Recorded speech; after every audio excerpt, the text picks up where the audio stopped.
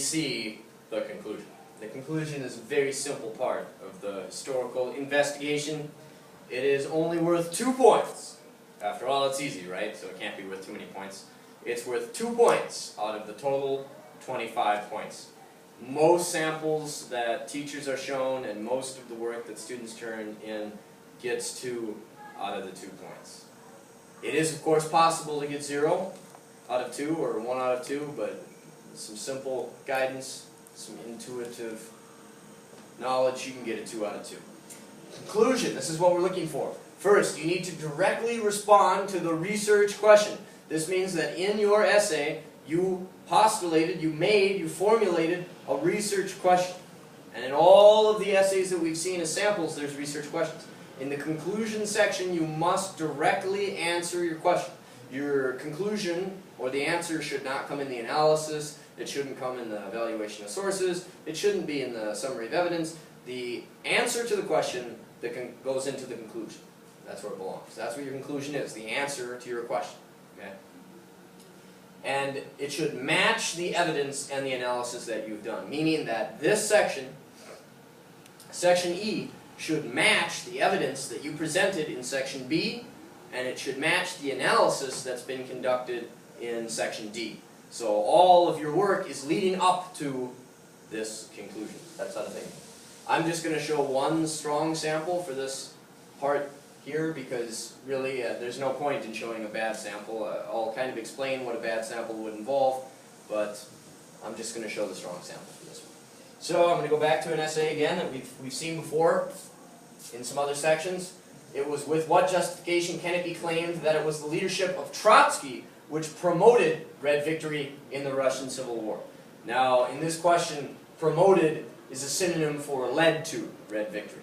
Okay? So that's what this question is asking. Was it, if I had to say it, if I had to translate the question is asking, is it Trotsky who led the Red Army to victory?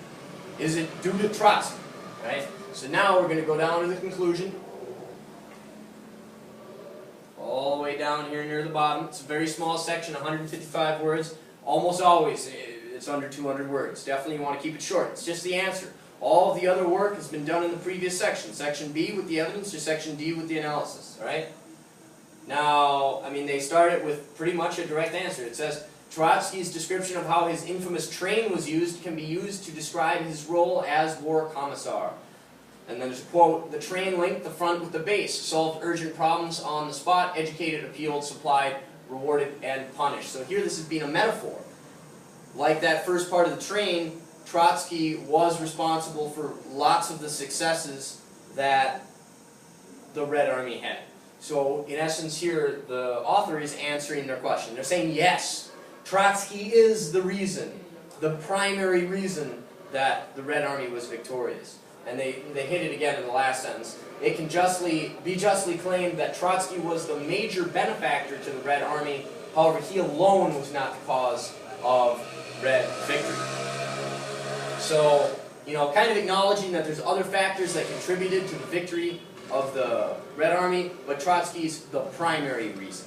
So this is a direct answer, and yes, if I was to go through it, like I did in some of the other presentations that have been recorded, you'd see that this is consistent with the evidence. I do know, however, that the moderators wanted this author to be a little bit more specific. The metaphor that the author uses in the first sentence is kind of less explicit than moderators are looking for. So I try to be as direct as possible when giving your conclusion, when giving the answer to your question. Now, a bad conclusion would be a conclusion that's not consistent with evidence or not direct. So that would be a conclusion that doesn't talk about the question, right? A conclusion that would not answer if Trotsky was the reason why the Red Army was victorious. It would be, for example, a conclusion that makes comments on the management of the White Army or something else that's not to do with Trotsky. So, and another way that the author could mess it up would be if here in the conclusion the author says that Trotsky is the reason that the Red Army won, but all the evidence in Section B and the analysis in Section D says that it was not Trotsky. Those would be some ways of how to mess it up. But it's very intuitive. It's kind of common sense to just get the conclusion right.